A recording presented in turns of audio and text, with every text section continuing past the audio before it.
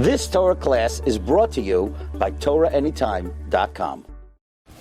The pasuk says in Yirmiyah, Parak Beis, pasuk Gimel. This is the Haftorah of this week's Parsha from the Shloisha de Paranusa. Kodesh Yisroel Hashem. Klal Yisroel is holy to Hashem. Reishis Tvuasa. We are His first grain. Kol oichlav ye'ashamu. Anyone who consumes her will be destroyed.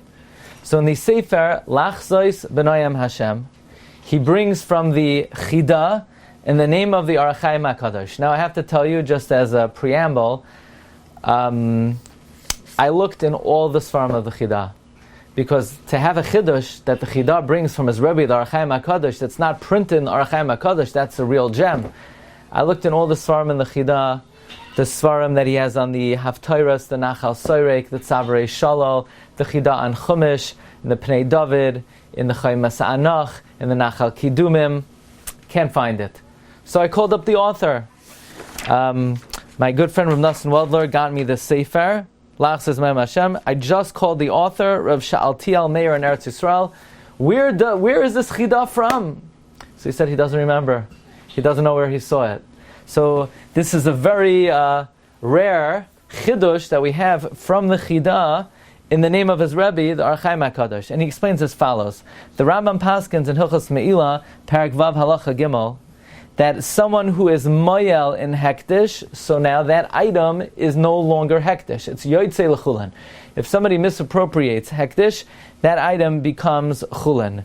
And if somebody then is moyel afterwards, he's pater midin me'ilah, because he's not being moyel behektish, he's being moyel bechulen.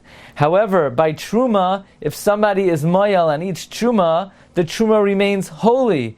And if somebody then comes along and eats the truma, it's still holy. And if a third person comes along and eats the truma, it's still holy. Afilu meya. Says the Chida in the name of the Hachaim Hakadosh. Kodesh Yisrael Hashem. Klal Yisrael has a din of hektish. But don't mistakenly think, well, if they have a din of hektish, so when the Babylonians misappropriated us, and then the Persians came along and did likewise, don't think the Persians are off the hook. Because once hektish is misappropriated, it's yatsa l'chulen. No, we don't say that. Because not only is Klal Yisrael kodesh, but the reishis tvuasa. Reishis tvuasa means they're truma. And therefore when it comes to truma, anyone who's ma'al in truma, afilu meya, whether it's the Bavloim, or the Kazdiim, or the Parsiim, or the Madiim, or the Yevanim, or the Moikdim, or whether it's Esav or Yishmael, everyone is chayiv, because we're not just hektish, we're also truma.